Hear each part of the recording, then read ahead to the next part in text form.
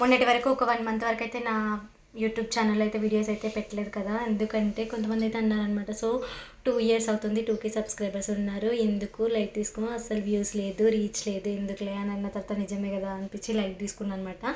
So దాని తర్వాతే నా వీడియోస్ కూడా వాల్యూ ఉంది, నా వీడియోస్ కూడా చాలామంది చూస్తారనే విషయం నాకు అర్థమైంది. సో నేనైతే బయటికి వెళ్ళినప్పుడు ఎక్కడైనా వెళ్ళినప్పుడు ఖచ్చితంగా నా వీడియోస్ చూసేవాళ్ళు నాకు పరిచయం అయ్యి నాకు కలిసి నన్ను చూస్తున్న వాళ్ళైతే నన్ను అయితే రెగ్యులర్గా అడిగారనమాట. మీ వీడియోస్ బాగుంటాయి, మీరు చాలా బాగా చెప్తారు కొటేషన్స్, సో మీ వాయిస్ చాలా బాగుంటుంది, మీరు ఎంత మంచిగా చెప్తారు, ఇంత తప్పకుండా ఏదో ఒక రోజు రీచ్ వస్తుంది, ఎందుకు మీరు పెట్టడం ఆపారని అయితే అడిగిండ్రనమాట. సో దాంతో నాకు కొంచెం నిజమేనేమో అనిపించింది. సో ఫస్ట్ ఎదటోళ్ళు అన్నారని ఆపేసి మళ్ళీ ఎదటోళ్ళు అన్నారని చెప్పేసి మళ్ళీ స్టార్ట్ చేసిన. అంటే ఎదటోళ్ళ ప్రభావం ఖచ్చితంగా మన మీద ఉంటుందని అయితే నాకు అర్థమైంది. ఈ టెంపుల్ అయితే మీకు గుర్తుందా, మా జయబాబు మోడల్ స్కూల్ ఎగ్జామ్ రాయడానికి వెళ్ళినప్పుడైతే ఇక్కడ కూర్చున్నాం మేము చాలాసేపు అని అయితే చెప్పాను.